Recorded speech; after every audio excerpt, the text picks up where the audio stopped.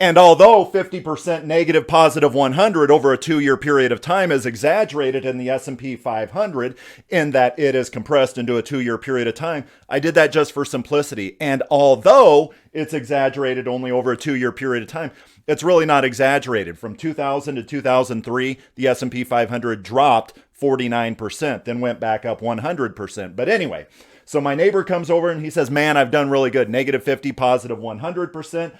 The market, it's just been on a tear here over the last year's period of time, up 100%. And by the way, Charlie, how have you done in your index universal life insurance policy with a cap of just 12%? Because you know what? Last year I got 100%. That's when I look at my neighbor and I say, well, I got 12%.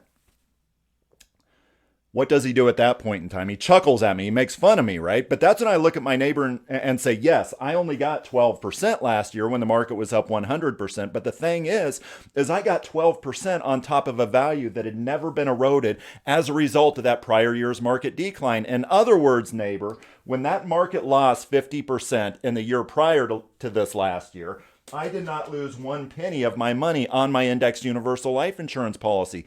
And yes, there are cost of insurance charges, per thousand charges, premium loads, the big three of indexed universal life insurance, those fees that are specific to you and I, the insureds of the policy, right? Yes, I did have those expenses, but as a result of the market decline, I didn't lose one penny. Then when the market went up 100%, I got up to 12%, i.e. a 12% cap in that year. So to where you are, by the way, negative 50, positive 100, is my neighbor much higher than where he started? He is back to where he started, right? I am at 112% of where I started, not including cost of insurance charges and all that stuff. In other words, neighbor, I want you to remember this. I want you to add this sentence to your vocabulary. In other words, neighbor, with indexed universal life insurance or indexed annuities for that matter, it is not about the amount of return on your money. It's about the amount of money you're getting the return on. It's not about the amount of return on your money. It's not about that. It's about the amount of money you're getting the return on, right? And when you throw that little tagline out there for consumers, they will ask you exactly what you mean by that. By the way, a side note.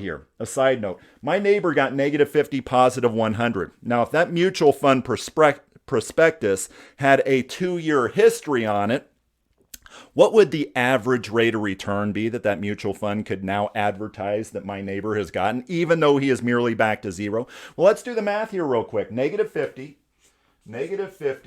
and then how do we do averages? Well, over these 2 years, we add that plus that, and then we divide by 2, right? So negative 50 plus 100, what does that equal? It equals 50%. You divide 50% by 2.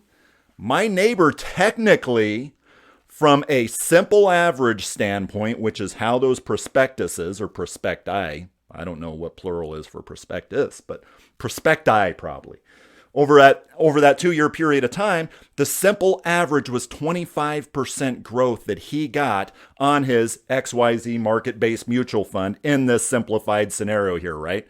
Averages lie when there are negatives. And by the way, that's not about the amount of return on your money. It's about the amount of money you're getting the return on. How has this served consumers over the last 23 years since Index Universal Life Insurance was created?